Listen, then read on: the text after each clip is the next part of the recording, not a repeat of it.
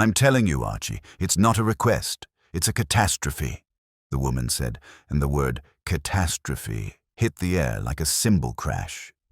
She was tall, 30-ish, the sort who didn't wear fear easily, but her hands kept fussing with her gloves as if trying to erase something from them.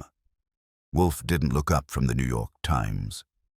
Your diction is emphatic, madam. The word has meanings that range from inconvenience to apocalypse. Define your use. Her lips parted, then closed again. I took pity. Maybe we start with your name and who's dead. That usually gets us oriented.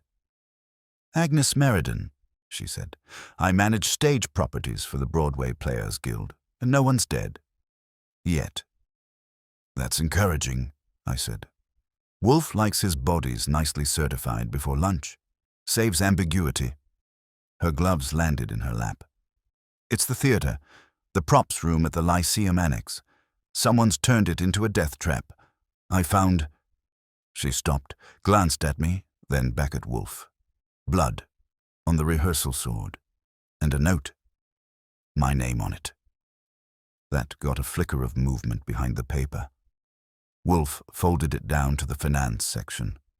You have, of course, informed the police. No, she said, quick and tight. Because the guild's opening tomorrow night. If there's a scandal, if the press gets hold of it, it will ruin us. I need discretion. I leaned against the Globe stand. Discretion's our middle name, right after invoice paid in advance. She looked at me as though deciding whether to cry or kill. I can pay. 200 now, 2 more if you stop whatever's happening. Wolfe sighed, as if the sound had to travel through several layers of reluctance. Archie. I knew that tone, the kind where he's about to dismiss a client and I'm supposed to play defense. Sure, I said, but maybe hear her out. Props, blood, threats. Sounds like someone's rehearsing a real tragedy. Her fingers clenched the gloves. There's been theft too. Costumes, small things, all from locked storage. And the man who oversees the annex, Leonard Dorr, vanished 3 days ago. No call, no letter. Wolfe shifted his bulk, enough to make the chair creak in sympathy. So, a disappearance, a defaced weapon, and an unsigned threat. You suspect connection? I know it. Dorr kept the keys, and he'd been arguing with Director Lang about insurance money. If he's dead. She cut herself short. Wolfe's eyelids lowered a millimeter. Pfui. Madame, you offer conjecture wrapped in melodrama. Why come to me, not the police, if your fears are so earnest? Because the police will think it's publicity, and because... She hesitated. Lang would rather bury a scandal than find the truth. That struck a familiar note. I said, so we've got art, ego, and insurance. That's enough sin to keep us busy. Wolfe rumbled. Archie, bring the memorandum pad. I detest theater, but theft and threats are within our charter. Agnes exhaled in something close to relief. I got the pad, knowing from the set of Wolfe's shoulders that the hook had gone in. Names, he said. Those with access to the prop room. There are 4 besides myself, she said, counting them on the glove tips. Director Hal Lang, actress Verna Kay, his star and sometime fiancé, stage carpenter Will Tragg, and a junior understudy, Milo Reams. Dorr made 5, but he's missing. Wolfe wrote them down like a man recording allergies. And the note. Describe it. A single line, typed. You're next, Agnes. Folded in one of the velvet gloves from Macbeth's wardrobe trunk. I whistled. Classy psychopath. Probably charges admission. Wolfe ignored me. Archie, you will accompany Miss Meriden to this annex and verify her account. Bring the glove and sword if feasible. I shall remain here and preserve my digestion. Agnes rose, half grateful, half still strung. Thank you, Mr. Wolfe. I'll wait outside. When she'd gone, I said, You hate theater. I despise pretense masquerading as art, Wolfe said. Yet humanity's baser motives often find rehearsal there. Go. And if blood has indeed been shed, see that you do not contribute your own. Always my plan, I said. I grabbed my hat, caught a last glimpse of him reaching for the beer, and headed for a date with grease paint and trouble. She was waiting by the curb when I got there, standing next to a taxi that looked older than her sense of optimism. "We can take this," she said, and I nodded, because walking a block beside her was going to turn heads for reasons unrelated to murder. The cab smelled like stale cigarettes and Broadway sweat. Agnes gave the driver the address of the Lyceum Annex and sat forward, gloved hands laced tight. I kept an eye on her profile, the kind of face that tries hard not to show fear and ends up advertising it wholesale. "You don't strike me as the hysterical type," I said. "So what made you jump enough to find us?" "The note," she said, "and the blood, but mostly the glove. It was placed on Door's desk, folded neatly. That means whoever did it had the key or Door's trust." "Could be both," I said. "Where was Door's office?" "Back of the props corridor, near the paint racks. There's a staircase that leads to the storage loft above the stage. That's where the sword was."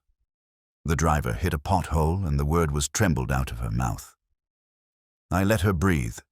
When she found her composure again, she added, "Door was dependable, fussy, punctual, stingy with his time cards. He wouldn't vanish for 3 days without leaving instructions." "Unless someone edited his script," I said. She managed half a smile that didn't stick. "You enjoy this sort of thing, don't you?" "I enjoy being paid for curiosity," I said. "And Wolfe enjoys being right. Between us, it usually ends in handcuffs." The cab stopped at the alley mouth beside the Lyceum Annex, a long red brick box with a door like a stage entrance that had forgotten its glamour. Agnes paid, and I followed her inside. The air had that backstage perfume, dust, paint, sweat, and the ghost of applause. She unlocked a side door and flicked a switch. A row of hanging costumes watched us come in like disapproving dowagers. Props littered the benches, crowns, fake jewels, papier-mâché skulls. She pointed.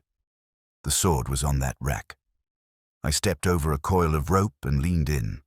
The rack was empty except for a streak of reddish-brown across the peg. "You didn't clean that off?" "I left it as I found it." Smart woman. I pulled out my notebook. "And the note?" "In my bag." She handed it over carefully. The typed words were plain enough. "You're next, Agnes." Courier font, black ribbon, single sheet torn from a pad. "Typed on a machine with a lazy capital Xi," I said. "I'll bet the guild still owns 6 of those." 7, she said. 2 in the office, 3 in the script room, 1 in Lang's flat upstairs, and 1 in Door's office. That's a lot of ways to threaten a lady. I crouched by the desk. A drawer was open, papers askew, and a faint metallic smell hung in the air. "You said Door handled insurance matters?" "Yes. He kept all the policy files here. For fire, theft, accidents." I tugged out a folder half buried under invoices. "Well, look at this. Claim request, costume damage, Macbeth, signed Hal Lang." "Your director's tidy with his paperwork." She frowned. "That's dated last week." "Nothing was damaged last week." "Then Lang's imagination needs a refund." I slipped the folder into my pocket for Wolfe. Who knew Door kept these here? Everyone. He was obsessive about locking them up. "Except when someone picked the lock," I said. "What about your missing props?" She crossed to a cabinet and unlocked it. The hinges squealed like a critic at a dress rehearsal. Inside, velvet boxes gaped empty. 3 tiaras, 1 silver chalice, a pearl necklace, all fakes of course, but valuable enough for collectors. Door blamed Reams for carelessness. I think that's why they quarreled. Reams being the understudy? Yes. He's young, too sure of himself. Werner calls him a genius, but I call him a problem with dimples. Do those dimples line up with motives like insurance fraud? Maybe jealousy. Werner's his patron and Lang's fiancée. Now there's a triangle shaped for stabbing, I said. A floorboard creaked behind us. Agnes spun. I didn't, because sudden movements invite bullets. A man's voice said, "Who's there?" And then a shadow resolved into a tall, sharp-faced fellow in shirt sleeves holding a clipboard like a weapon. "Lang?" Agnes said. He scowled. "You shouldn't be here. The police sealed this section." "News to me," I said. I didn't see any seals. "Who are you?" "Archie Goodwin, representing Nero Wolfe." Miss Meriden's new security blanket. His gaze went from me to her and back. "I told you to stay out of this, Agnes. You'll ruin the show." "She's already in it," I said. "We're just helping with the direction." He slammed the clipboard onto the desk. "You don't understand. The guild can't afford scandal. Door was unreliable. He probably walked out, dead of conscience. What's the official line?" He pressed his lips tight. "I have a rehearsal upstairs. I'll expect you both gone before I'm back." When he stalked off, Agnes muttered, "That man could make a tragedy out of tying his shoes." I picked up the clipboard he'd slammed down. The top sheet read, "Prop Inventory, verified by L. Door." Half the items were crossed out, and in the margin, someone had penciled, "Check safe before inspector arrives." "There's a safe?" I asked. "In Door's office, behind the filing cabinet." "Then let's check." The safe was small, old and cooperative to persuasion. Door hadn't been imaginative with numbers. His birth date opened it. Inside were 2 envelopes, one empty, one not. I tore the full one open. It held photos.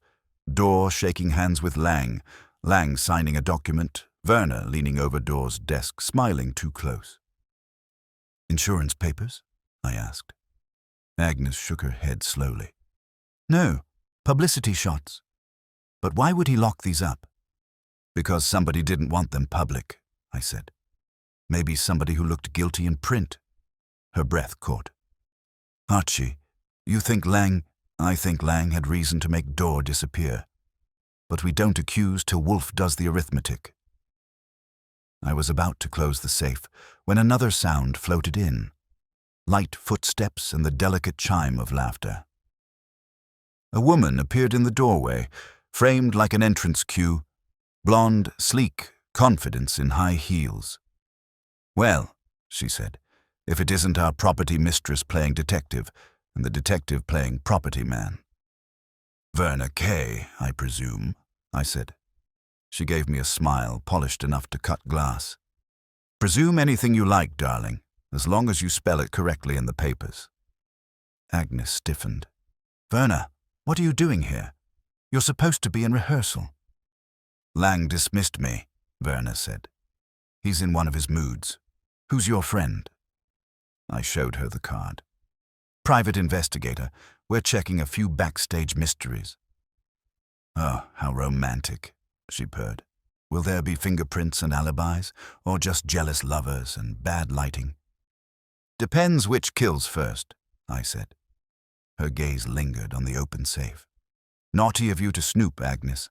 You might find something unpleasant." "Such as?" "Such as proof Door wasn't the saint you imagine. He borrowed money from me." I raised an eyebrow. "An actress funding the prop master. That's an interesting script. He promised to repay me from the insurance refund. If he's run off, I'll never see it." Agnes looked stricken. "You never told me that. Would you have listened?" Werner's tone was silk with claws. "I'm going to change for rehearsal.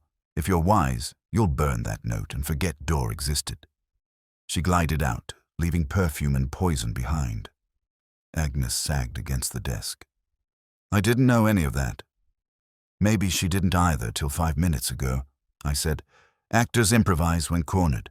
Let's lock this place and get the evidence to Wolfe before someone decides we're the next act." Outside, the air tasted like rain and panic. I hailed a cab and handed her in. She stared out the window as the city blurred by. "He'll find out, won't he?"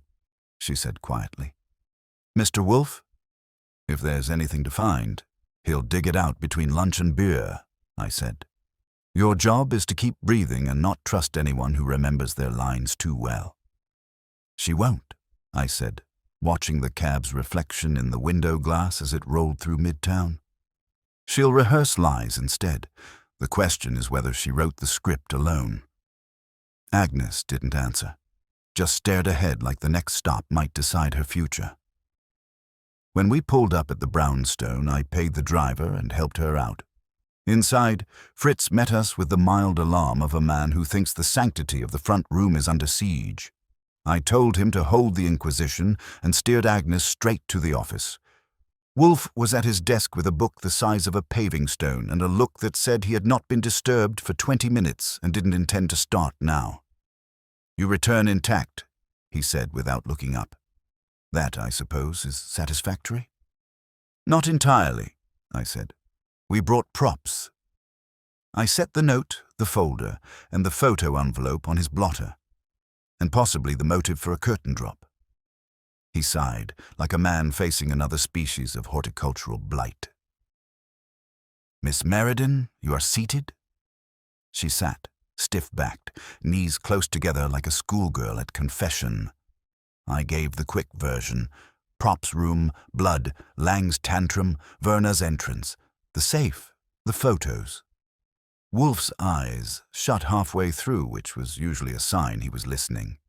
When I finished, he said, You omitted the odor of varnish on your shoes. You were in the paint corridor. Briefly, I said. Why? The pigment there is mixed with carbolic to preserve the brushes. That stench now informs me that Miss Meriden's blood stain is genuine. Blood reacts to carbolic with a distinct tang. Fritz could confirm. Agnes blinked. You mean there was blood? Then Dor may have bled, Wolfe said. That is not the same as died.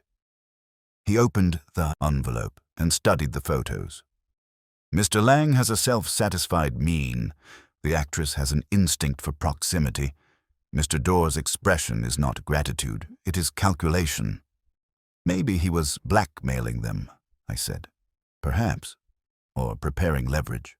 The distinction is academic until we learn what was in the missing envelope. The empty one in the safe? I asked. Precisely. People do not store vacuum in metal boxes. Something was removed recently. Agnes leaned forward. Then whoever killed him or took him was there after he vanished. Possibly the same person who warned you. Wolfe's tone flattened. The note, Archie. I handed it to him. He inspected the type with a magnifier that could shame the FBI. Observe the misalignment of the Y and the faint ribbon bleed on the period. You said there were 7 typewriters, one in Mr. Dor's office. Right. Then it was written there. The others use carbon ribbons. This one fabric. Miss Meriden, does anyone else have a key to that office? No one, unless Dor lent his. He was a man of prudence, was he not? Yes, too much. Then he did not. Wolfe placed the note back carefully. We shall summon Mr. Lang and Miss Kay here tomorrow. Meanwhile, Archie, you will locate the understudy, Mr. Reams, and the carpenter, Tragg. Ascertain if either displays anxiety disproportionate to intelligence. Agnes started. I should go back with you. No, Wolfe said sharply. You will remain silent and safe. The stage, madam, belongs to professionals. Her face colored. You think I'm hysterical? I think you're endangered, he said. A difference of importance. I walked her to the door. She paused at the threshold. Mr. Goodwin, do you believe Dor's dead? I believe someone's gone to a lot of trouble to make it look uncertain. That's worse. When she'd gone, I returned to the office. Wolfe was staring at the photos again, his finger tapping lightly on Werner Kay's smile. I dislike actresses, he said. They rehearse deceit until it becomes reflex. Then you'd love this one. She's got range. Says she lent Dor money and expected repayment from insurance. He grunted. Insurance. The chronic lubricant of human vice. The file you took, Mr. Lang's claim, was it complete? Looked official. Bring it. He read through, his brows compressing. This policy covers theft and accidental damage, not destruction, yet the claim states loss due to fire. There was no fire. No, not even a spark plug. Then Lang forged the claim or Dorr did it for him. Either way, the intent is fraud. A revelation Dorr might have planned to use as leverage. Which could motivate a disappearance, I said. Or a murder, he added softly. Phooey. He pushed the papers away and rang for beer. Archie, tomorrow morning you will visit this guild, office, and verify their policy dates. Take care that no rumor of investigation reaches Lang. I will require discretion until evidence, not theater, occupies our hands. You think Lang's the head villain. I think he is not imaginative enough. Miss Kay, perhaps. Or this Reams. Reams has dimples, I reminded him. An outward deformity. The inward one is ambition. Fritz brought the beer, which ended the consultation. Wolfe began sipping and closed himself like a clam at high tide. I knew the sign. No more questions, no more talking, and no dinner until the world rearranged itself to suit him. I spent the next day following orders. The guild office was a modest suite with a receptionist who looked allergic to curiosity. The policy files confirmed Wolfe's hunch. No claim had been processed. Lang's paperwork was a phantom. I left my card and drifted uptown to the annex. The rehearsal din rolled through the walls. Voices, hammering, somebody murdering Shakespeare. I found the carpenter, Tragg, in the side alley sanding a flat. Dorr? I asked. He grunted. Ain't seen him. He's probably drunk somewhere. He drink much? Not when he's working, but he's got a temper. Told Lang he'd blow the whistle on the insurance mess, then vanished. That sounds sober enough. Tragg squinted at me. You police? Private, I said. Trying to make sure no one ends up part of the set decoration. He laughed without humor. Too late for that. He jerked his chin toward the stage door. Ask Reams about last night's rehearsal. He was white as paint when they stopped. I did. Reams was in the green room running lines, handsome in a way that earns slaps from husbands. When I told him who I was, his jaw tightened. I don't know anything about Dorr, he said. I only worked with him once. Must have been an impressionable meeting, I said. You look nervous enough for both of us. He shrugged, reached for his script. Lang's driving us all crazy. Dorr probably quit. He said he wouldn't cover for Lang's lies anymore. What lies? About the budget. Props, costumes. Half the stuff's unpaid for. Dorr was furious. Did he threaten to tell anyone? He told me. And Verna. His eyes flicked away. She laughed at him. Where were you 3 nights ago? Home, he said too quickly. Why? Because that's when Dorr vanished. He looked down. I didn't hurt him. I didn't say you did, I said, watching the tremor in his fingers. But you might want to rehearse your answers before Wolfe starts asking questions. He doesn't take intermissions. I left him there and went back to the cab, filing details in order. Wolfe would squeeze the truth out of that troupe like juice from a sour orange. The only question was, who'd burst first? When I reached the brownstone, Wolfe was in mid-conversation with Inspector Kramer, which meant the pot had started to boil. Kramer looked at me as if I'd tracked in plague. You've been sniffing around the Lyceum, he barked. Professionally, I said. Why? Because a man's body just showed up in the Hudson wearing a guild maintenance badge. Leonard Dorr. Wolfe's eyelids didn't even twitch. So the tragedy proceeds to its second act. Kramer growled. You're mixed up in this, Wolfe. Keep your distance or I'll have Goodwin writing statements instead of wisecracks. Wolfe folded his hands. Spare your threats, Mr. Kramer. You will, of course, permit me to examine the official report. Not a chance. Then kindly return to your police labors and leave intellect to those equipped. Kramer muttered something about orchids and arrogance and slammed out. I closed the door behind him. "Now," Wolfe said, "we have our corpse. Bring Miss Meriden here tonight, and invite Mr. Lang and Miss Kay as well. We shall see who applauds when the curtain rises." "I'll handle the invitations," I said, already reaching for the phone. Wolfe nodded, eyes half closed, like a man saving strength for the kill. Agnes answered on the first ring, voice thin and frayed. "Mr. Goodwin?" "You win the starring role," I told her. "Wolfe wants you here tonight. Bring your best nerves and the truth if you've got some left." "The truth about what?" "Door. He's been found. You'd better let Wolfe explain it himself." There was a silence that could have drowned a clock. Then a quiet, "I'll come." Lang was next. He barked his name into the receiver like it owed him money. "Goodwin, Nero Wolfe's office," I said. "We'd appreciate your presence this evening. It's important." "I'm busy," he snapped. "Then cancel the show. The police found Door in the Hudson." Another silence. Shorter, harder. "I see. What time?" 8. Don't be late. We charge by the hour." Verna Kay came third. She sounded amused until she heard the word body. Then her tone went cold enough to keep meat fresh. "Of course I'll come," she said. If there's to be a scene, I wouldn't miss it." When I hung up, Wolfe was watching me like a teacher grading handwriting. "You will also fetch Mr. Reams," he said. "I prefer a full cast. He might faint at the sight of your vocabulary. He may faint at mine or at guilt. Either is useful." At 8 sharp, the brownstone had more theater than Broadway. Fritz showed them in. Lang, tight-lipped, Verna wrapped in mink and perfume, Reams pale as newsprint, and Agnes trying to pretend her hands weren't shaking. Wolfe sat at his desk like a Buddha who'd traded enlightenment for contempt. "Please be seated," he said.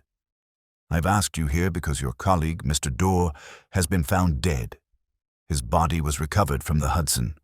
He had been struck on the head with a blunt instrument. The police have not yet identified that instrument." "I have." Lang's face twitched. "You what?" "The rehearsal sword," Wolfe said. "The one with blood on it." Verna made a soft sound that might have been a laugh or a gasp. "You can't possibly know that." "I can," Wolfe said, "because the blade's blunted edge bears a slight warp, consistent with striking bone. Mr. Goodwin photographed it before the police intervened." I hadn't, but I didn't blink. Wolfe had his ways of speaking things into truth. Lang stood up. "This is ridiculous. I came here out of courtesy, not to be accused by a recluse who plays detective between meals." "Sit down," Wolfe said mildly, "or I will call Inspector Kramer and inform him that you forged an insurance claim in Mr. Door's name." Lang sat. Verna's eyes flicked sideways at him. Reams swallowed audibly. Agnes looked like her pulse was doing tap dance. "You forged," she began, but Wolfe raised a hand. "Later, Miss Meriden. Mr. Lang's fraud is a matter of record. Door discovered it. He also possessed photographs and, I believe, a statement outlining the scheme. That statement was in the second envelope in his safe. It is now gone." "Then whoever killed him took it," Verna said quickly. "Precisely. And left the threatening note for Miss Meriden." Lang barked a laugh that came out wrong. "You think I'd threaten Agnes? For what reason?" Wolfe's eyes slid toward him. "Because she knew Door's habits. If she found the evidence, she could ruin you." Agnes's lips parted.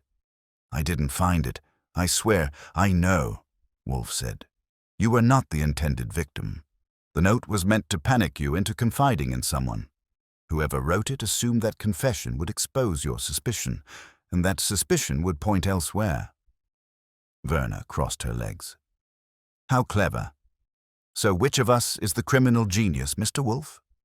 "You, madam," he said without hesitation. Reams made a noise that might have been a word.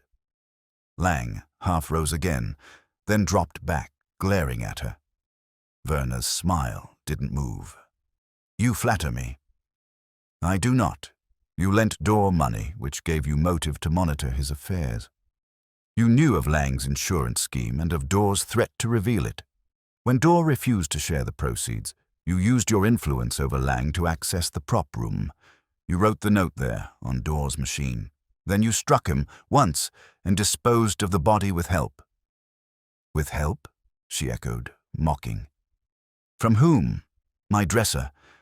From Mr. Reams. Wolfe's tone hardened. Your protégé. You told him it was a rehearsal accident, that Dorr had stumbled and hit his head. You persuaded him to help carry the body to your car, promising to protect him. He believed you until the next day when he realized you'd lied. Reams's voice cracked. That's not true. Wolfe cut him off. It is. You told Mr. Goodwin that Dorr was angry about Lang's lies. You even specified the night he vanished. That was confession in disguise. Reams slumped forward, fingers gripping his knees. She said it was an accident. She said, Stop, Lang barked. Verna, for God's sake, tell them it's nonsense. Verna's eyes flashed. You fool, you made it easy. You forged the claim, Dorr caught you, and you let me fix it. What did you expect? That I'd let him destroy everything? Lang's jaw dropped. I only wanted to scare him, she said sharply. Reams was supposed to help me move him, but he wasn't dead. He woke up, struggling, and I... She broke off, breathing hard, then snapped her chin up. Fine, I hit him again. You can applaud, Mr. Wolfe. The leading lady delivers. Agnes whispered, Oh, Verna. Wolfe's gaze didn't flicker. You are grotesque, madam. Mr. Goodwin, call Inspector Kramer. He may collect his evidence and his culprit. Reams buried his face in his hands. Lang sat frozen, ruined. Verna lit a cigarette with fingers that trembled once, then steadied. When Kramer arrived with 2 men and a warrant in his eyes, the room became a mechanical stage. Dialogue repeated, notes taken, cuffs applied. Wolfe provided the summary like a doctor dictating a diagnosis. As they led Verna out, she turned once. You'll be famous for this, she said, the detective who ruined an actress. Wolfe didn't move. Madam, your own vanity performed that task long before I appeared. The door shut. Silence came back and filled the corners. Agnes stood, pale and shaking. I didn't know. I swear I didn't. I believe you, Wolfe said. Your folly was loyalty, not deceit. She gave a small nod and left with Kramer's men. When the door closed, Wolfe reached for the beer Fritz had anticipated and said, Archie, I abhor theater. It contaminates truth with applause. I don't know, I said. You gave a pretty good performance yourself. He grunted. Phooey, I merely recited facts. Emotion is for actors and imbeciles. Then that's my cue, I said. I'll file this one under Broadway, tragic farce. He looked up, eyes narrowing. And the moral, Mr. Goodwin? Don't lend money to anyone who knows their lines too well. He nodded once, drained his glass, and leaned back. The orchids upstairs were safe, the beer was cold, and the brownstone, thank heaven, was theater-free again. Which, I said, leaning against the desk, ought to close the curtain. Except your tone says it doesn't. Wolfe gave me a sideways glance, one eyebrow nudging skepticism uphill. Nothing is closed until coherence is achieved. I dislike untidy finales.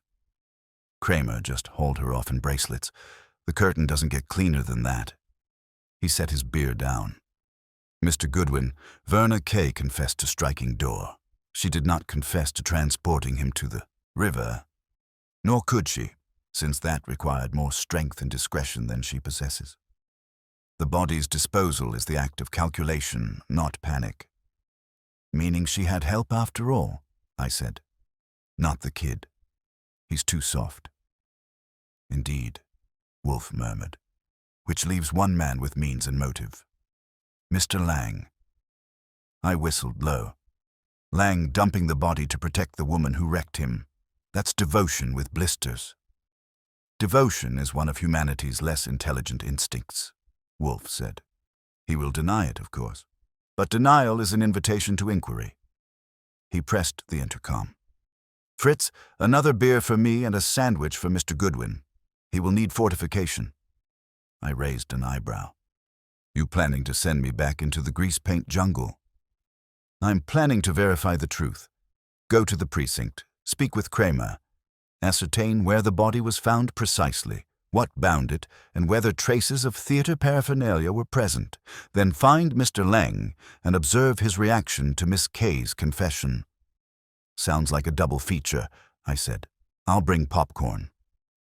Fritz arrived with the tray, and Wolfe waved me off with the solemnity of a bishop dismissing a choir boy. Kramer's office smelled of cigars and overwork. He was hunched behind a desk covered in crime scene photos. When he saw me, he groaned. Goodwin, what the hell does Wolfe want now? Just a peek behind your velvet curtain, I said. Where was door pulled from? Pier 31, Kramer said grudgingly. Weighted with lead strips tied around his waist, found by a tugboat crew. Why? Lead strips sound theatrical to you? He scowled. Everything sounds theatrical in this case. You got something? Maybe. Verna Kay confessed, but Wolfe thinks someone else helped with the river delivery. Kramer barked a laugh. That genius always wants an encore.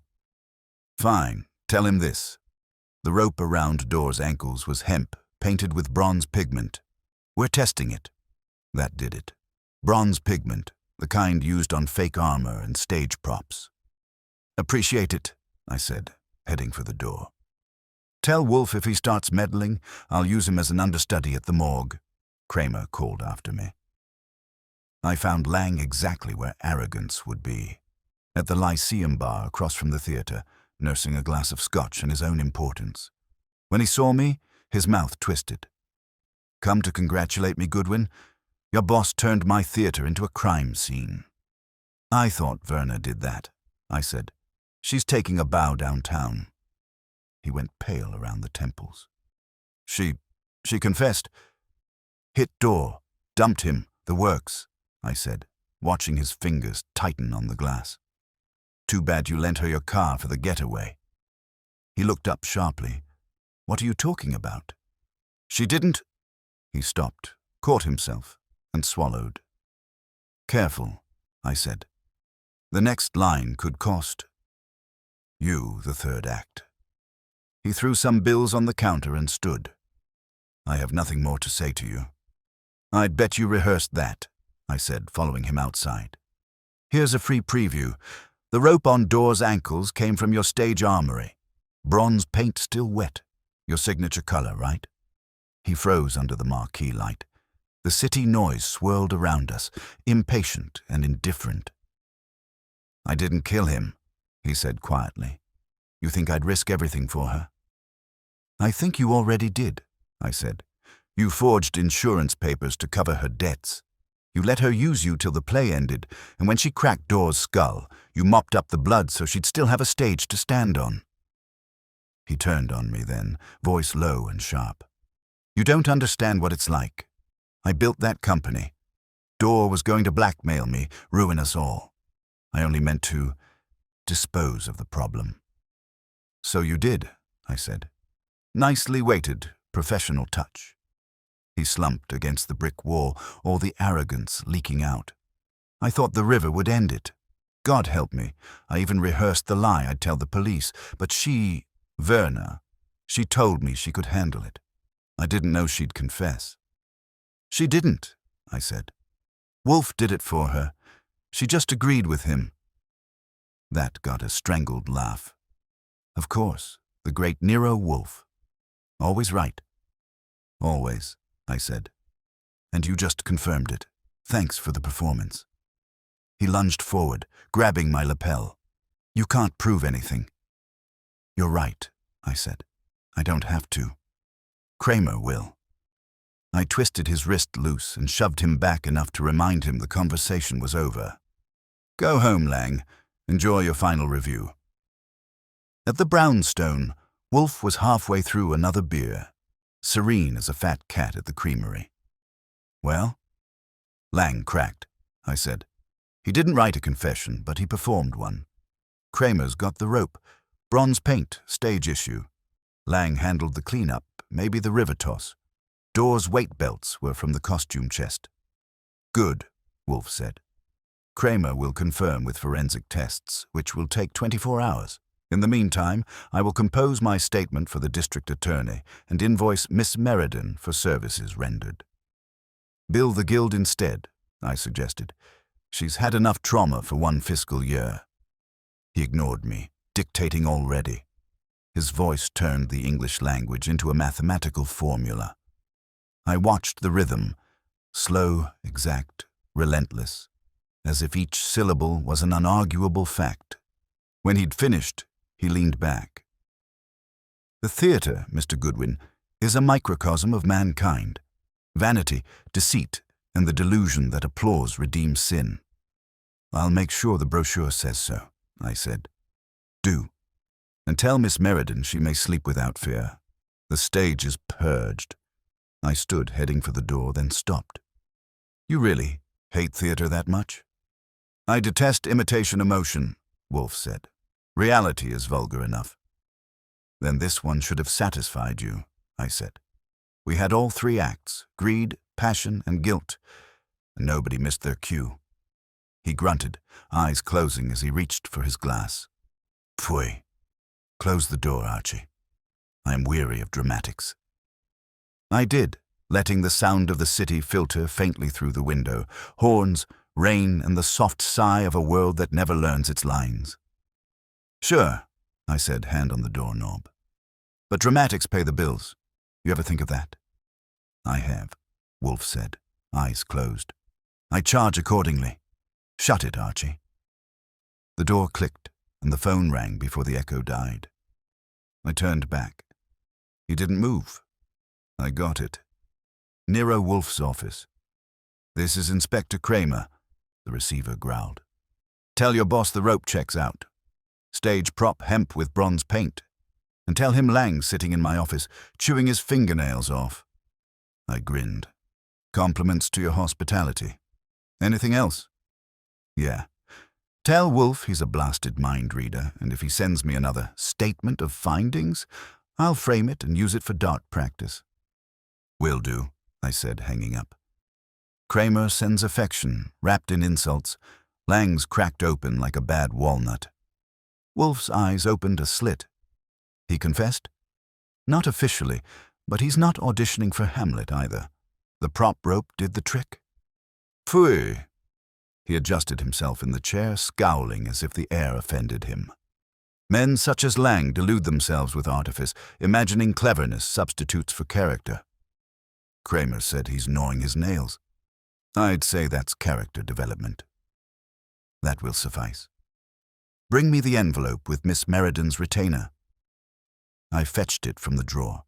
He opened it, counted the bills, and tucked them into a leather folder. We are concluded, he said, unless Miss Meriden proves unable to accept closure. Meaning what? She'll want to come by and cry on the Persian rug. He frowned. You trivialize distress, Archie. It is unseemly. Comes with my salary. Should I tell her it's safe to walk past stage doors again? Yes. Do so. Then file your notes and have Fritz prepare corned beef. I will retire to my orchids. He rose with the caution of a man lifting a mountain and waddled off toward the elevator. The hum of machinery swallowed him up, leaving the room large and quiet. I picked up the phone again and called Agnes. She answered with that half-whisper I was getting used to. Mr. Goodwin. News flash, I said. Lang folded. Werner's in custody. You're officially off the suspect list. Wolfe says the curtain's down. She let out a sound that was half sigh, half disbelief.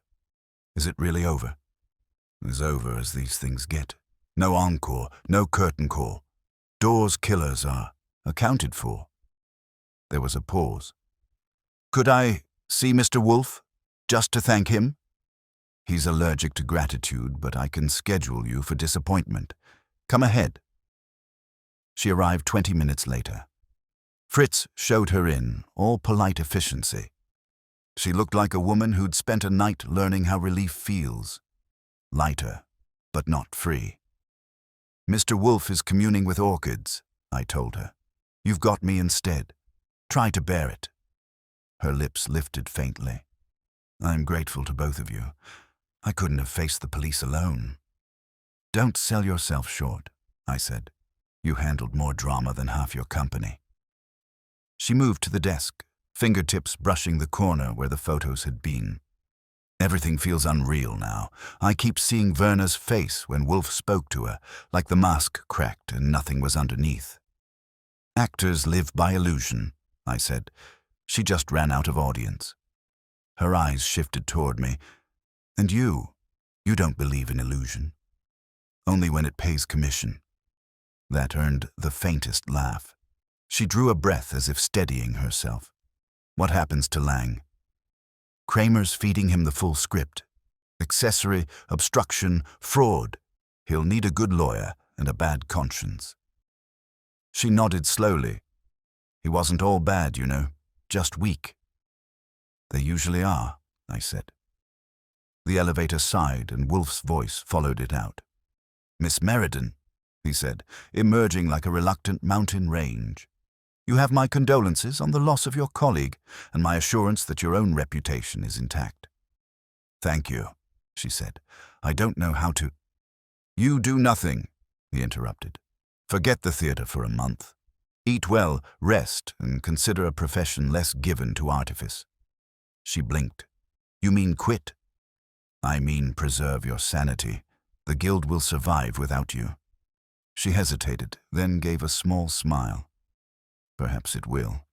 And you, Mr. Wolfe, you despise theater, yet you played it perfectly tonight." He grunted. "I performed necessity, not drama." "Good evening." She glanced at me, offering a warmer look. "Good night, Mr. Goodwin." "Good night, Miss Meriden. And if you ever stage a play about detectives, cast me taller." She laughed softly and was gone. The door closed behind her with a clean click that sounded final. I turned. Wolfe was lowering himself into the chair again, frowning at the space she'd left. "A curious woman," he said. "Honest, scared, and paying client. Curiosity enough." "Fear is a more faithful companion than truth," he said. "It lingers." "You're getting philosophical," I said. "Must be the beer." "Pfui." "Bring me the telephone. I will inform Kramer that our engagement is concluded." I handed it to him. He dialed with deliberate precision. "Inspector," he said when the line connected, "you may close your file on the Meriden matter. The young lady is exonerated, and I will forward a full statement for the record." Whatever Kramer said made Wolfe's lips tighten. "You may keep your gratitude, sir. It would not suit you." He hung up. "Kramer happy?" I asked. "Kramer never is." "It sustains him." I went to the window and looked out at the wet streetlights. So that's it. Curtains, applause, murder solved. Wolfe made a small sound of distaste. "Spare me theatrical metaphors. They are as trite as they are inevitable." "Sure," I said, turning back. "But it fits. You run the world like a director, and we're all stuck hitting our marks." "Then at least," he said dryly, "I have the satisfaction of competent casting." That earned him a grin. "From where I stand, you're lucky the lead keeps his sense of humor." He opened his eyes fully then, a rare concession. "Mr. Goodwin, your sense of humor is both shield and sword. Use it while it lasts. The world insists on new tragedies." "That's cheerful," I said. "I am not obliged to cheer." He reached for the beer, tilted it once, and the sound of the pour filled the room. "Tomorrow, another client will bring another illusion, and you, like a fool, will answer the door." I shrugged. "You complain, but you'd hate it quiet." "Quiet," he said, closing his eyes again, "is civilization's highest achievement. Now be silent and let me enjoy it." I let the silence stretch. The rain outside softened into rhythm, tapping against the window like a slow applause nobody asked for. Wolfe's breathing deepened, steady, content, or something close enough. I stood there for a moment, watching the room settle back into its natural order. One man thinking too much, one man thinking too fast, both trapped by the same habit, needing a mystery to feel alive. Alive, yes, I said, but civilization's not what keeps you that way. Wolfe's eyes stayed shut. Your perseverance in speaking when silence would suffice is remarkable, Archie. Occupational hazard, I said. Speaking of which, you notice how your peaceful civilization keeps calling us every time someone forgets how to stay alive? Because civilization, he said, is a fragile performance. Murder merely interrupts the applause. That was Wolfe, turning homicide into philosophy before midnight. I was about to grab my coat when the door buzzer went off. Wolfe frowned. Confound it. Fritz has retired. I'll get it, I said. The clock said 11:15, prime hour for bad news. When I opened the door, bad news was waiting with a wet umbrella and a face I recognized, Kramer's Lieutenant Rowcliffe. He looked like the city had chewed him up and left the paperwork. Goodwin, he said. Your boss up? Vertical, yes. Cooperative, maybe. He brushed past me, dripping on the rug. Fine, I'll take my chances. Wolfe groaned audibly when Rowcliffe appeared. I thought you detested intrusions. I do, Rowcliffe said, but the night desk got something you'll want to hear. It's about your Broadway case. I closed the door. Don't tell me Verna Kayes signed a movie deal from jail. Funny, he said flatly. Kramer sent me. He's down at the morgue, again. The woman's dead. Wolfe's eyes snapped open. Dead. Cell suicide. Strangled herself with her scarf. That killed the quiet, all right. The sound that came from Wolfe wasn't shock. It was fury wearing a thinker's coat. Pfui, he said. That's an impossibility. Rowcliffe shrugged. Maybe. But she's cold on a slab, and Kramer's chewing furniture. Thought your boss might want to know since he practically wrote her confession. Did she leave a note? Wolfe asked. Nothing. Just her scarf and a broken nail. Coroner's calling it self-inflicted pending toxicology. Idiots, Wolfe muttered. She was not the suicidal type. You'd know, Rowcliffe said. I would, Wolfe said. Her vanity was absolute. Suicide is the act of despair. She had none. She considered herself the victim of injustice, which precludes self-destruction. I looked at Rowcliffe. Any visitors before she checked out? She asked for none, he said, though the watchman swears he saw a woman loitering near the visitors' corridor half an hour before the discovery. A woman? Wolfe's tone sharpened. Description? Hat, coat, no face seen. Could have been anyone. Could have been Miss Meriden, Wolfe said softly. I turned. Hold it. Agnes had no reason. She had many, Wolfe said. Gratitude becomes guilt when truth outpaces emotion. She may have gone seeking closure, found something else instead. Rowcliffe made a noise like a man tired of riddles. If you've got a theory, Wolfe, spit it out before Kramer bites somebody. Mr. Goodwin, Wolfe said, fetch Miss Meriden here immediately. Now.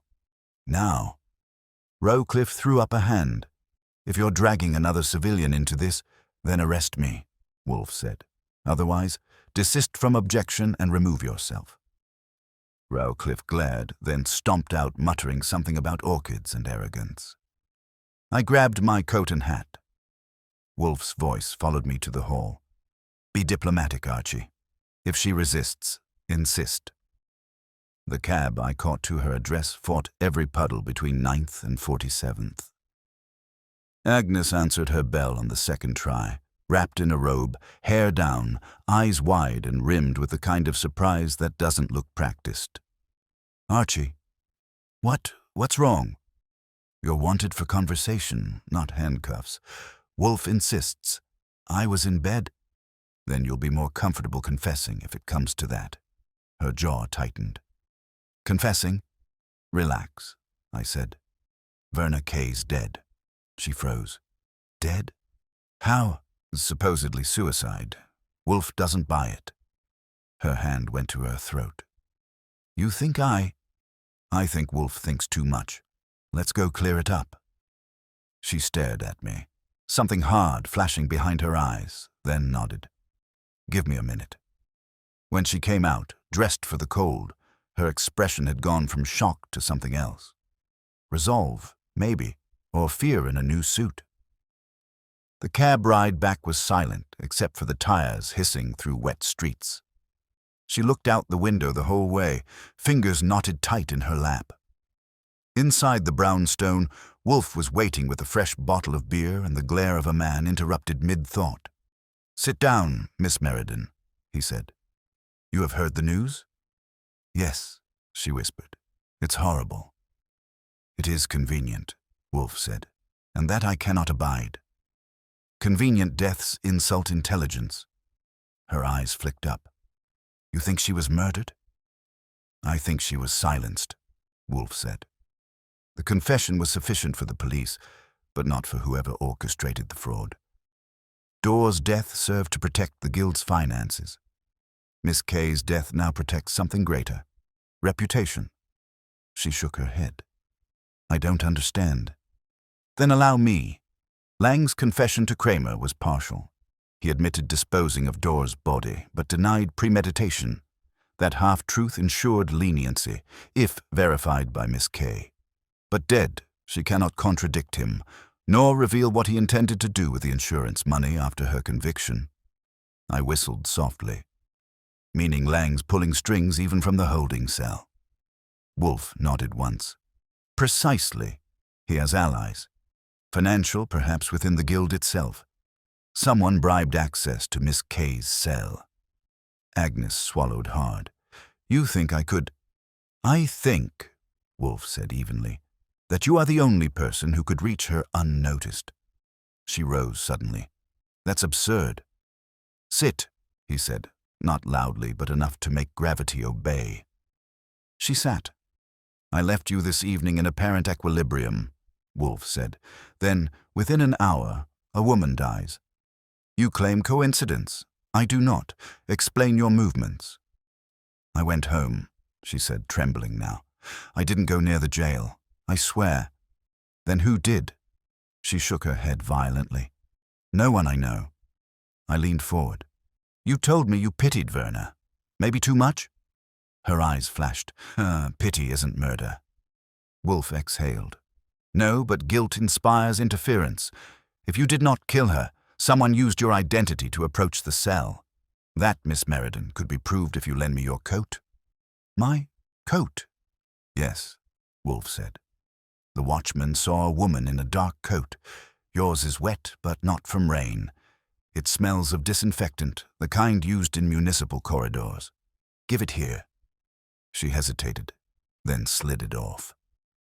Wolfe examined the hem, sniffed, and grunted. Pwee. As I thought. Mr. Goodwin, call Inspector Kramer. Tell him the visitor who murdered Miss Kay wore Miss Meriden's coat, but not Miss Meriden herself. Agnes stared. What are you saying? Someone entered your apartment earlier tonight, Wolfe said, and took it while you slept. Likely one of Lang's allies, needing access to the prison under your name. The scent betrays it. The disinfectant is from the jail corridor, the soil on the hem from its yard. Then who? She began. Lang's stage carpenter, Mr. Tragg, Wolfe said. He alone possessed both the guild keys and your trust. He delivered props, returned costumes, and could have borrowed your coat without question. He will also have had the skill to garret efficiently. Actors improvise, carpenters plan. She covered her mouth. Oh no, he adored her. Love, Wolfe said, is often more dangerous than hate. I was already dialing. Kramer'll blow a gasket when he hears this.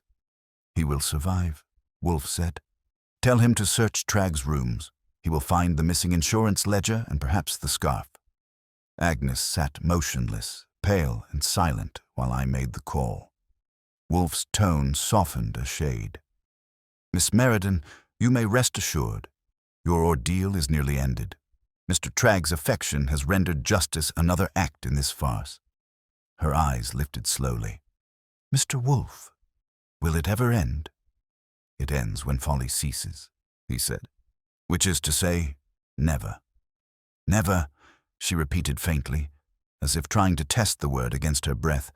"Then what's left for any of us?" "Dinner," Wolfe said, reaching for his bell cord. "Fritz." The name came out like punctuation. I knew the tone. The man had finished with both humanity and conversation for the night. But humanity wasn't quite done with us, because the bell at the door buzzed again. Wolfe glared at it. "Confound the world," he muttered. I was already moving. "If it's Kramer, I'll tell him you've retired to Tibet." But it wasn't Kramer. Tragg filled the doorway like a wet rumor, coat dripping, face tight, eyes that had seen something and wanted to unsee it. "Mr. Goodwin," he said, "I need to talk to Wolfe. It's urgent." "That word's been overworked today," I told him, but I stepped aside. Wolfe's voice came through the office door, low and unmistakable. "Bring him in, Archie." Tragg hesitated on the threshold, then came forward. His hands twitched once before they found each other behind his back. Agnes froze in her chair, half rising, half sinking, color draining. Wolfe studied him without greeting. "Mr. Tragg, you have the advantage of initiative. I was about to send the police for you." Tragg blinked. "The police? Why?" "Because," Wolfe said, "you murdered Verna Kay." That hit him like a punch. His mouth opened, but only breath came out. "You're crazy. She killed Dorr. Everybody knows that." "Everybody," Wolfe said dryly. "Being an authority, I rarely consult. Sit down." Tragg didn't. His eyes darted to Agnes, pleading, then to me, calculating. "I didn't kill anybody." "You visited the city jail tonight," Wolfe went on, unmoved. "You wore Miss Meriden's coat. You were seen by the watchman. You carried with you the same scarf later found around Miss Kay's neck." "That's a lie." "Then demonstrate the truth," Wolfe said, voice soft as fat melting. "Show me your right wrist." Tragg frowned. "What?" "Your wrist," Wolfe repeated. "Expose it." I took a step closer, just in case he decided to argue with his fists instead. But he didn't. Slowly, he rolled back his sleeve. A faint red mark circled the skin like a bracelet of guilt. "From the scarf," Wolfe said. The knot would have tightened as she struggled. "You underestimated leverage." Agnes let out a small, broken sound. "Oh, Will." He turned on her, face twisting. "Don't look at me like that. You think I wanted it this way." She laughed at me. After all I did for her, covering up for Lang, lying to the cops. She said I was a fool that she'd name me if it helped her. "You might have waited for the verdict," I said. "You'd have saved yourself a trip to the river." His hands clenched. "You don't get it, Goodwin. She was going to ruin all of us. Dorr, Lang, the guild. It had all come out. I went to talk to her, that's all. She said she'd tell Kramer I forged the prop orders." She laughed. He stared at the floor. So I stopped her laughing. Silence. Wolfe didn't move. He just sat there, enormous and still until the room started to feel smaller than it was. "Then you understand," Wolfe said finally, "that your confession saves the police the effort of deduction, but not you the consequence." Tragg's shoulders sagged. "I knew it was over when I saw the papers. I came here thinking maybe you'd fix it somehow. You always do." "Not this time," I said. "We only fix what's still breathing." He looked at Agnes again. "I didn't mean for you to get mixed in. I took your coat because they'd let you in. You were innocent. That's why it worked." "Worked?" she whispered. "You killed her wearing my name." He shut his eyes. "I thought I was saving us. Saving yourself, Wolfe corrected. Love is merely ego in masquerade. That got Tragg moving. Fast. His hand went to his pocket. I didn't wait to see what came out. One quick step and I had his wrist before the revolver cleared cloth. It hit the rug a second later, and I twisted his arm just enough to convince him honesty was the better script choice. He gasped, half cursing, half pleading, but Wolfe's voice cut through the scuffle like a gavel. Enough, Archie. Do not dismember the evidence before it speaks. Tragg froze. I kept his wrist pinned while nudging the gun away with my foot. He brought his own punctuation mark, I said. You want it loaded or unloaded when Kramer gets here? Unload it, Wolfe said, and keep it pointed elsewhere. Mr. Tragg, sit. He did, awkwardly, like a marionette whose strings had been cut too short. His face was slick with sweat, the kind born from guilt, not exercise. Agnes stood rigid behind the chair, pale and staring. Wolfe folded his hands on the desk, a mountain settling. You were careless, he said. You borrowed Miss Meriden's coat because her size approximates your accomplice's memory, but you forgot the theater's varnish on your cuffs, and you brought that scent into my house. Carbolic, again. Tragg swallowed. You don't know what you're talking about. I rarely do until I choose to, Wolfe said. Then I know everything. You loved Miss Kay, yes? His eyes darted to Agnes, then down. Look, she was in trouble. Lang was going to hang her out to dry, she said. I was just trying to help. By killing her? Wolfe asked mildly. No, his voice cracked. I went there to talk to her, to tell her I'd fix things, but she laughed at me. Said she'd used me same as she used Lang. Said I was too stupid to know it. He stopped, breathing hard, and the truth spilled through the cracks. I just grabbed her scarf to shut her up. It happened too fast. Indeed, Wolfe said. So you silenced her forever. Then you returned the coat and crept back to the stage, hoping your scene change went unnoticed. Tragg's hands clenched. You think I meant it? I didn't. I just... Enough. Wolfe's tone iced over. Intent does not resurrect corpses. You compounded murder with deception. Agnes spoke then, voice shaking but steady. Tragg, why didn't you come to me? You knew Verna was unbalanced. He laughed bitterly. And what would you have done? You all looked at me like I was part of the scenery. I built that place with my hands while you practiced lines. She was the only one who saw me, until she didn't. Self-pity, Wolfe said, is an art form no theater could stage without disgust. He turned to me. Call Inspector Kramer. Inform him his night is not over. I went for the phone. Tragg started to rise. I didn't give him the chance. One hand on his shoulder put him back in the seat. You try another scene, pal, I said, and I'll make sure your encore's in traction. Kramer answered on the third ring, and I could tell from his growl that he'd already heard the morgue report. When I told him what we had, there was a pause that smelled like cigar smoke even over the line. Wolfe again, he said. I should have known. Sit tight. I'm coming. He was true to his word. 20 minutes later, the bell buzzed, and I ushered in Kramer and a uniformed sergeant. Wolfe greeted them with the weary dignity of a man who'd been expecting civilization's relapse. Kramer took one look at Tragg and let out a low whistle. Well, the carpenter. I might have guessed. You people and your damned props. Tragg slumped lower. I didn't mean, tell it to the DA, Kramer said, snapping cuffs on him. You'll have time to rehearse. When they were gone, the brownstone exhaled relief. Wolfe signaled Fritz for beer, and I sank into my chair, watching Agnes stare at the empty doorway as if ghosts still lingered. Wolfe finally broke the silence. Miss Meriden, your role is concluded. The Guild's tragedy is complete. She turned to him slowly. You make it sound like a performance. It was, he said. Every human act is a rehearsal for something worse or better.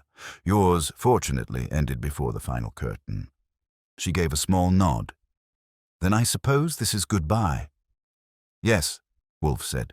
Mr. Goodwin will see you to a cab, and if you insist on remaining in theatre, avoid prop rooms. That almost drew a smile. I will. She looked at me. Thank you for everything. Just doing my cue lines, I said. When the door closed behind her, Wolfe reached for his glass. Another murder born of vanity. It is a tedious theme. You'd rather it come from humility? I'd rather it did not come at all, but man's appetite for destruction is as constant as for beer. Fortunately, I have both at hand. I leaned back. You realize Kramer's probably telling the press you stage-managed his case? Pfui, Wolfe said. If the truth humiliates him, he may comfort himself with publicity. Fritz appeared with the tray, the beer sweating gold under the lamp. Wolfe poured carefully, watching the foam settle. There, he said, lifting the glass.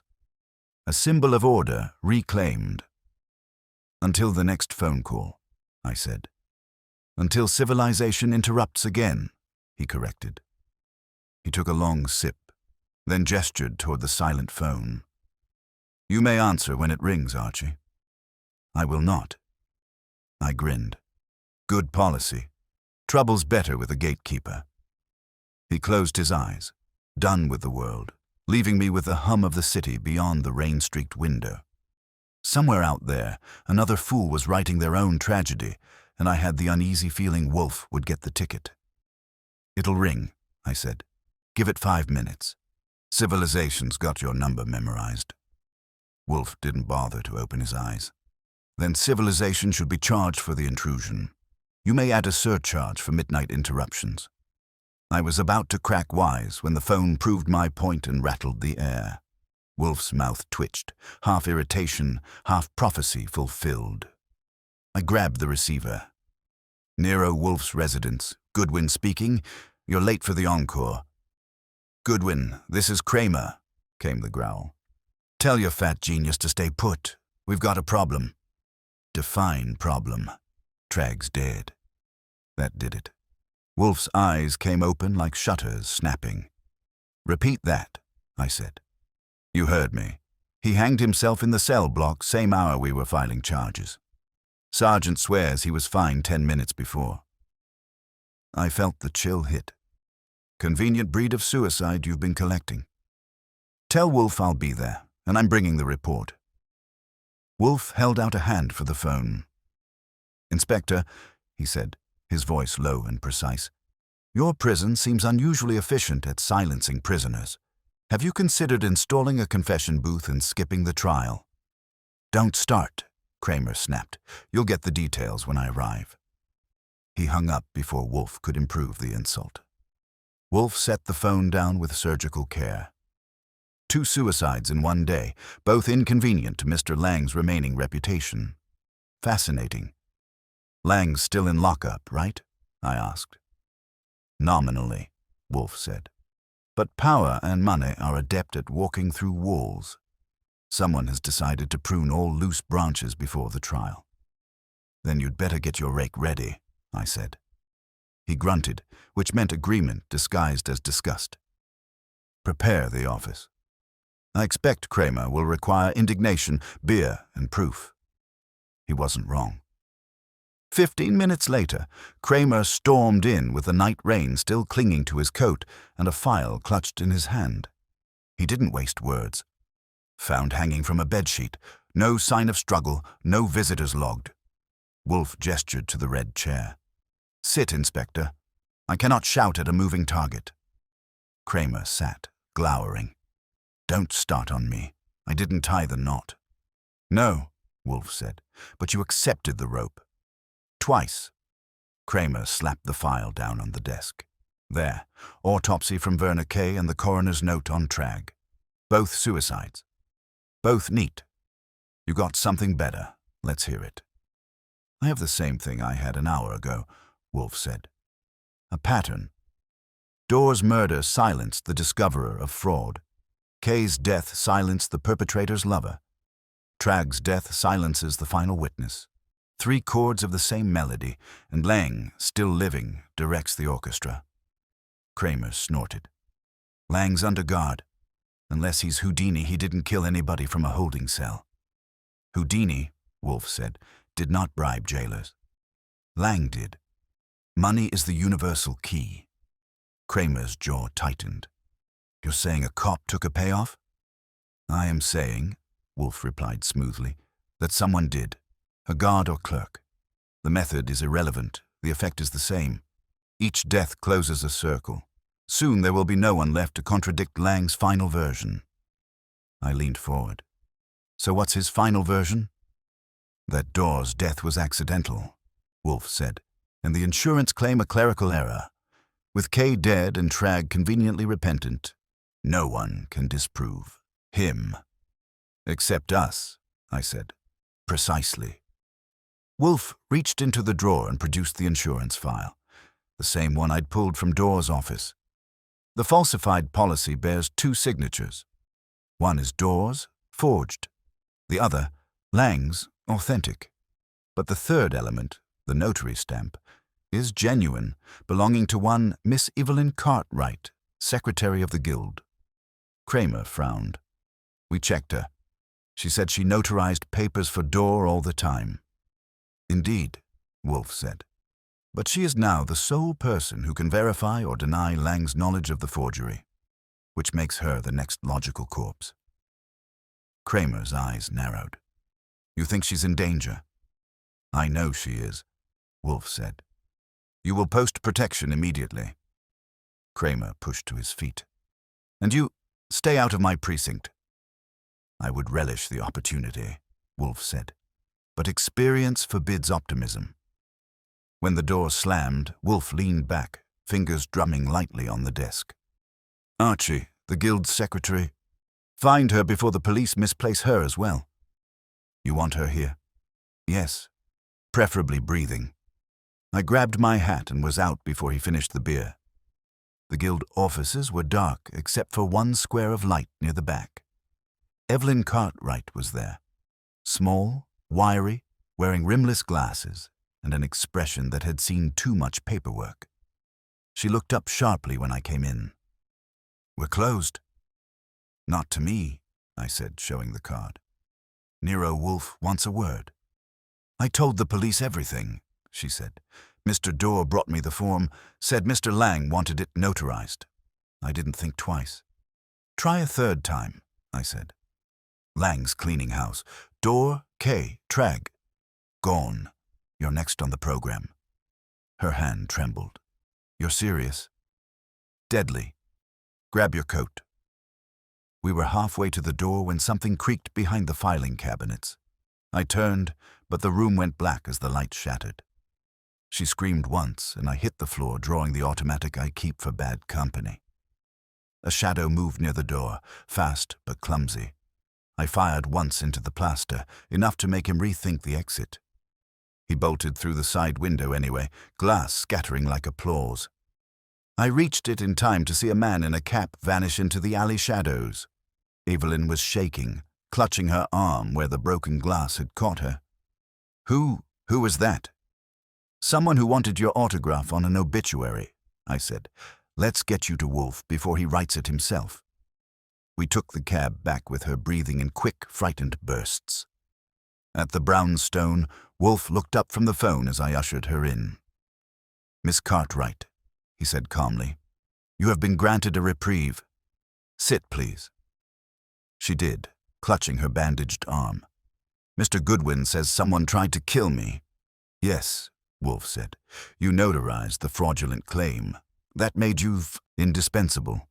Until tonight, Mr. Lang's allies grow reckless. Her voice broke. I didn't know it was false. I swear I didn't. I believe you, Wolfe said. The signature was forged before it reached you, but your testimony can verify Lang's deliberate involvement. You will tell Inspector Kramer exactly that. She looked up. And if I don't live to... You will, Wolfe said. Mr. Goodwin will see to it. and if any further attempts are made, the blame will fall directly upon Lang's surviving conspirator, who will by then have no alibi left to buy. The phone rang again. I picked it up, already expecting the voice. Kramer didn't disappoint. "Lang's escaped," he barked, stole a guard's uniform and walked out. "Every patrol car's hunting him." Wolfe's hand closed into a fist, his eyes glittering behind the lids. "So the last actor refuses to exit. Very well. Archie, the stage is yours. Bring him down before he improvises again." "He improvises with a head start," I said, hanging up. "Kramer's boys are chasing air, and Lang's got the script." Wolfe's hand lifted. "Nonsense. He will return to the one stage that tolerates him, the Guild. A fugitive craves familiarity. You will go there discreetly with Miss Cartwright. She will identify him if needed. Bring a weapon." "That's standard issue," I said, grabbing my hat. Evelyn's face was pale, her hands trembling as she clutched her coat. "I can't," she whispered. "If he sees me—" "He already has motive to kill you," Wolfe said evenly. "I prefer you alive to contradict him." That logic did the trick. She swallowed hard and nodded. I ushered her out and flagged a cab. Midtown looked tired of itself, wet streets, neon bruises, and the city breathing through its teeth. Evelyn sat stiff beside me, whispering. He was always polite, you know. Charming when he wanted. "I can't believe—" "Believe it," I said. "Charm's cheaper than rope." The Lyceum Annex loomed up dark and skeletal. Stage doors chained, but one side window cracked from where I'd been through before. I told her to stay put and went in through the same alley gap. The smell of sawdust and dusted ego hit me like a curtain cue. The main stage was lit by a single work lamp hanging low, spotlighting dust motes like actors who missed rehearsal. I moved slow. Somewhere in the back something creaked, wood or conscience. "Lang," I called, low but sharp. "If you're looking for applause, wrong audience." No answer. Just the faint hum of electricity and the heavy quiet of people holding their breath. Then movement. A flicker near the prop corridor. I drew the automatic, stepped sideways into the shadows. A board gave under my heel, and that did it. Lang lunged out from the wings, swinging something long and silver.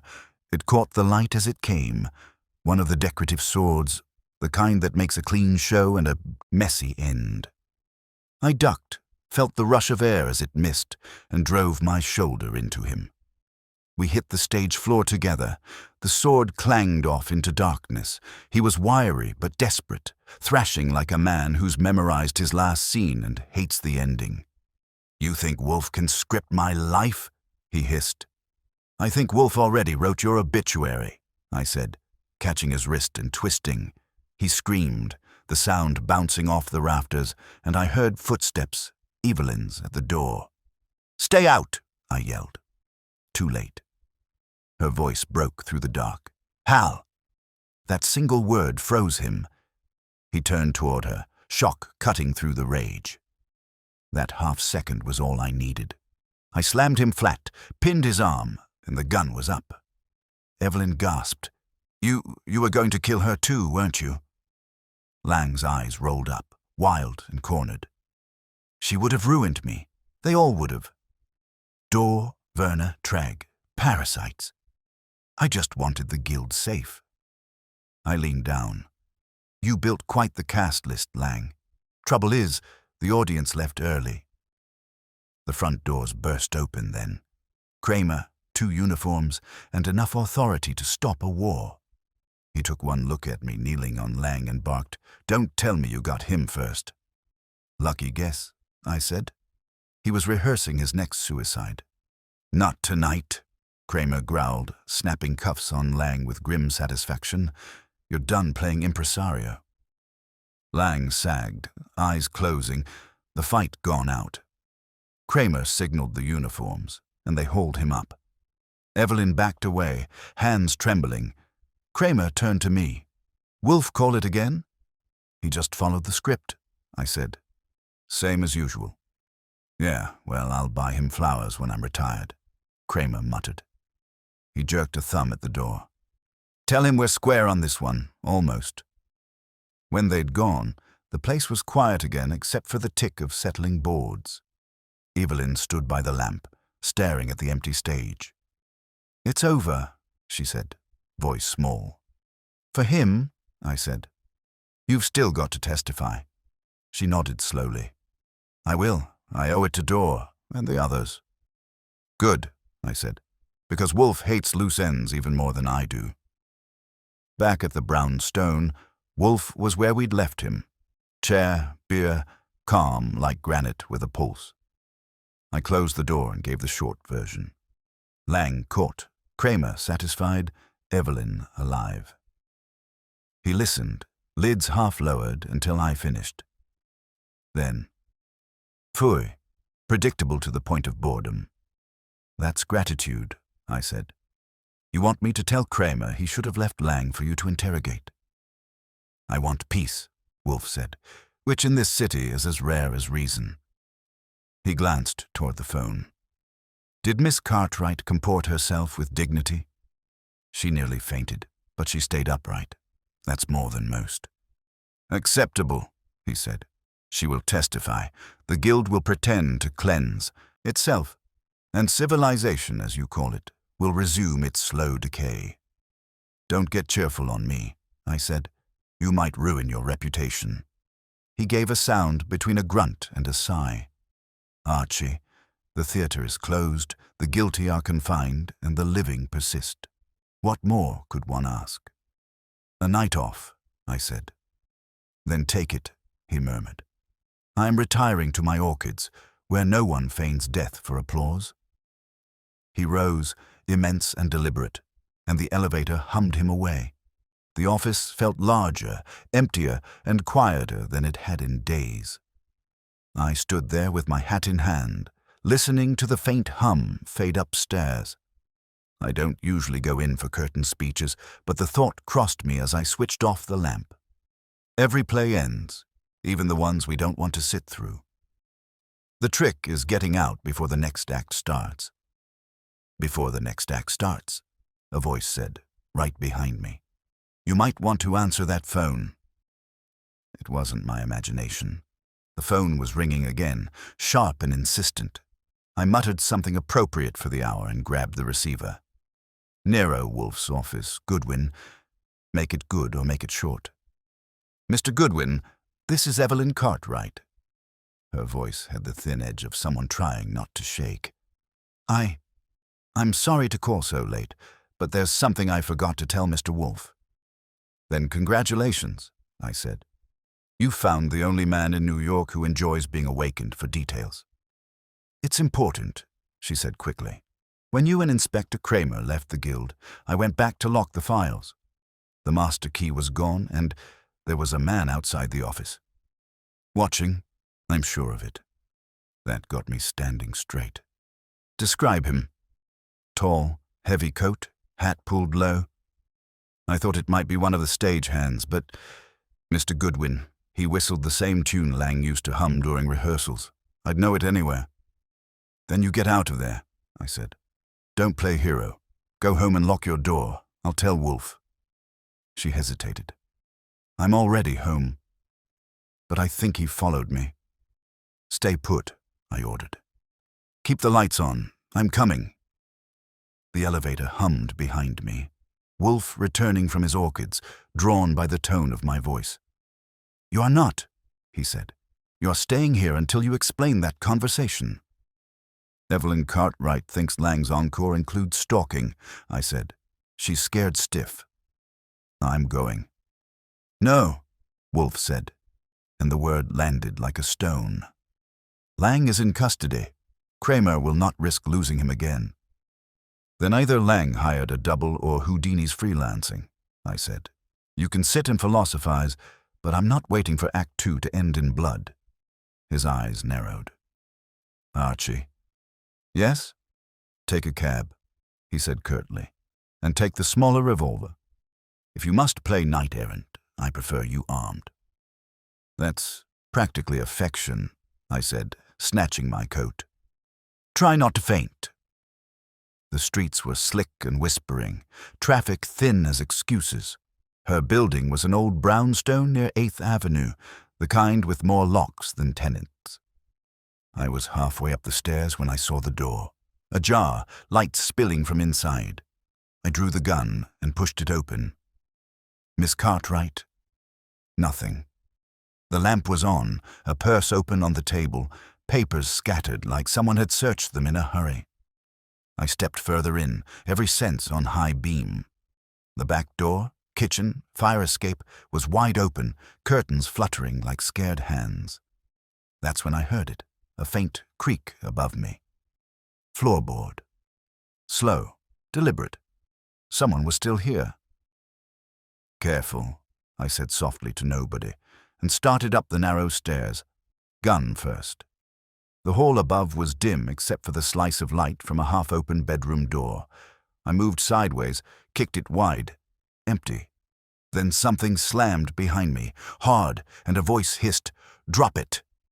I spun, ducking low, but the shove came fast, knocking me against the wall. The gun skittered across the floor. A man in a dark coat loomed up, his face half in shadow, eyes wild. He wasn't laying. He was broader, heavier, the carpenter's replacement, or maybe the guild's forgotten understudy, but the revolver in his hand looked perfectly familiar. "Stay down," he rasped. "Don't make me—" The rest of his sentence didn't make curtain time.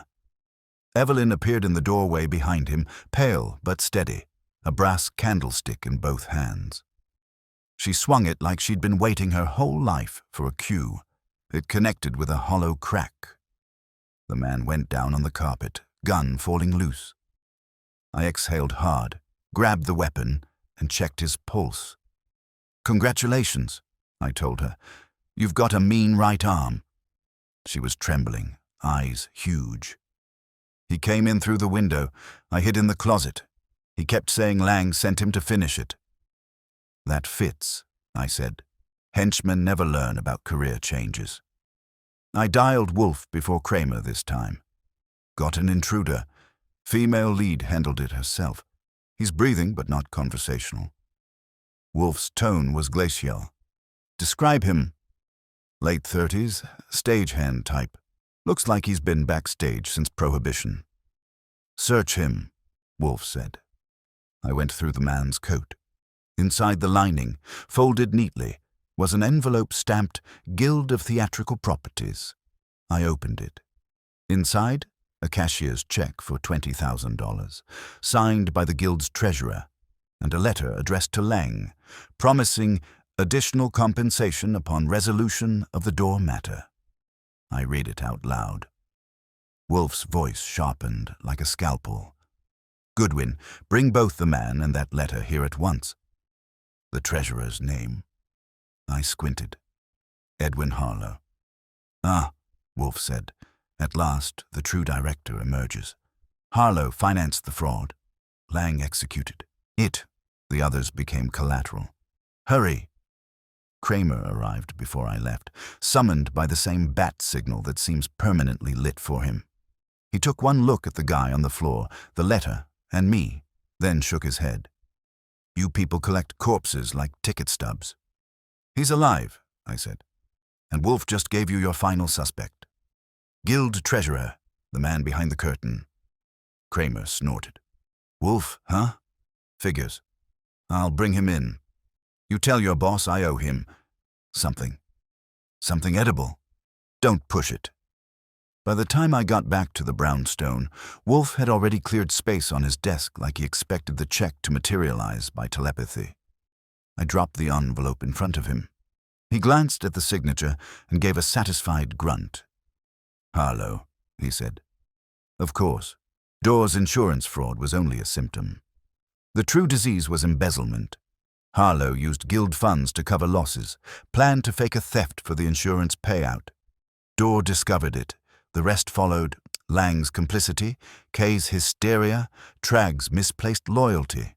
A banal tragedy." "Not for the corpses," I said. "Death," Wolfe murmured, "is always banal to the living." I dropped into the red chair, stretching my shoulders. So that's it.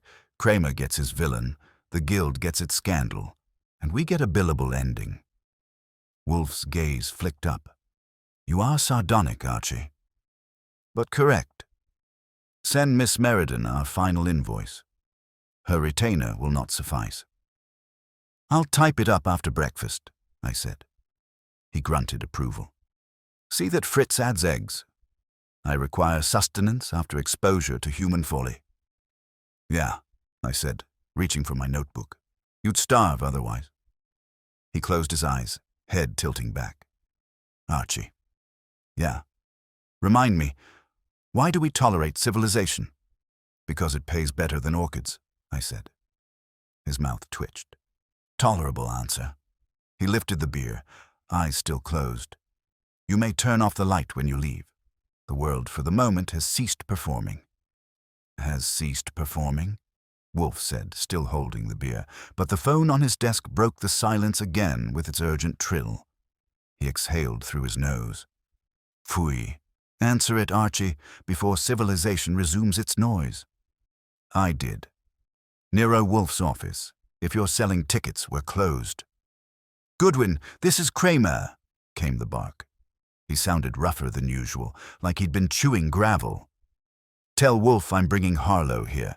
We picked him up leaving the guild. He's got a suitcase, a ticket to Havana, and more excuses than sense. I looked at Wolfe. Incoming finale, with luggage. Of course, Wolfe murmured. Instruct Fritz to prepare chairs. I will need the stage for my last act. It didn't take long. Kramer arrived with Harlow in tow, cuffs gleaming like new jewelry. The treasurer's face was gray and sagging, the kind of expression men wear when the numbers finally turn against them. Kramer shoved him into the red chair and folded his arms. Your show, Wolfe. Make it short. I've got paperwork. Wolfe regarded Harlow as if he were an unpleasant specimen that might still be catalogued. Mr. Harlow, you attempted to flee with guild funds. You financed Mr. Lang's false claim, then arranged his confederate's silence. Dorr discovered your theft, so you had him killed. Miss Kay panicked. You had her strangled through Tragg's misplaced devotion, and now, with Tragg dead, you alone remain to sing the last refrain. Harlow tried to sneer, but ended in a shiver. You talk like a novelist. You can't prove anything. On the contrary, Wolfe said, I have no need to. You have already provided the arithmetic. The cashier's check you left with your hired thug is drawn on the guild's contingency fund, one you alone controlled. Its amount precisely matches the insurance payout Dorr refused to authorize. Its signature, forged. Its endorsement, yours. Kramer slapped the folder he'd brought. We found it in his suitcase, Wolfe. He thought Havana banks were safer. Wolfe inclined his head.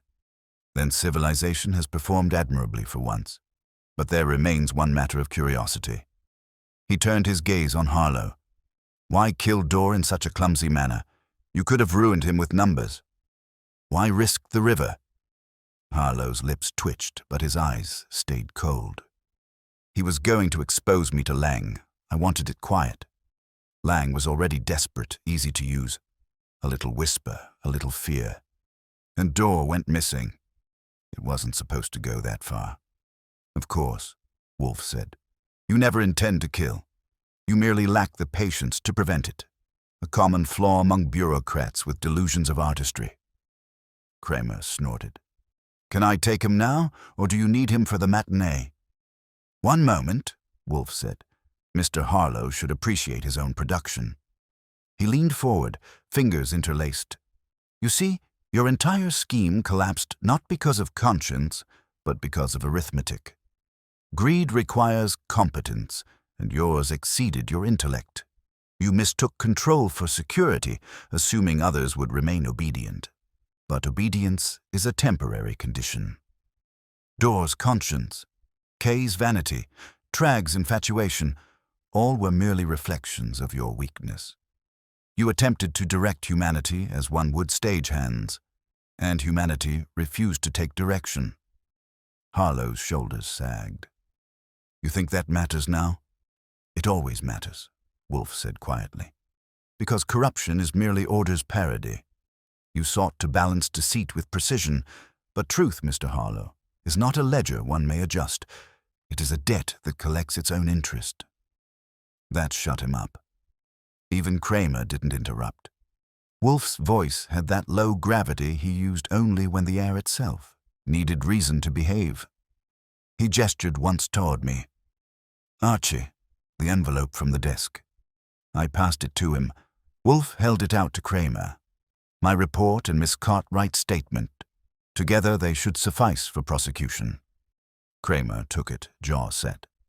You know, Wolfe, for a guy who hates theater, you sure know how to write finales. Wolfe's mouth curved. I prefer conclusions to applause, Inspector. They are rarer. Yeah, Kramer said. Well, you've got one hell of a knack for them. He yanked Harlow up and started for the door. Come on, Maestro. Curtains down. When the door shut behind them, Wolfe let out a slow breath and reached for his beer. And so ends the tragedy in the prop room. Neatly, I said. 3 corpses, 1 fugitive treasurer, and a guild that'll be holding auditions for new management. Should I send them your resume? Phooey, he said. The only role I would accept requires silence and solitude, 2 qualities alien to your profession. Somebody has to keep you famous, I said. He eyed me. Fame is a byproduct of competence, not an ambition. Remember that before you mistake noise for merit. I grinned. I'll embroider it on a pillow. He drank, thoughtful. This case was not about theater, Archie. It was about illusion, the oldest trade of mankind. We dress greed in art, deceit in duty, vanity in love. And when the mask slips, we call it tragedy. What else is murder but the failure to act convincingly? That's bleak, even for you, I said. It is accurate, he replied. The world applauds sincerity yet pays for deceit. Fortunately for me, it also pays for deduction. He finished the beer, set the glass down precisely, and gave me a look that said the day's intellect was officially closed for business. So that's your moral, I said. Humanity's a lousy actor. Worse, Wolfe said. It believes its own performance. I nodded toward the darkened window. Then we're in the right business. Keeps the critics employed. His mouth twitched, just enough to qualify as a smile. Archie, fetch Fritz. Civilization may resume in the form of breakfast. After a night like this, I said, grabbing my hat. Make it 2 breakfasts, 1 for civilization, 1 for me. He leaned back, closing his eyes again. Very well, but tell him not to burn the toast. I've had enough smoke for 1 tragedy. Noted, I said, heading for the kitchen. And you, boss, try not to review Humanity before lunch. It depresses the staff. He grunted, which was as close to laughter as the man ever got. The phone stayed quiet. The rain had stopped, and for once the brownstone actually felt like it might hold still. I decided not to ruin it by thinking too much. After all, in our line of work, silence is just the pause before the next knock on the door.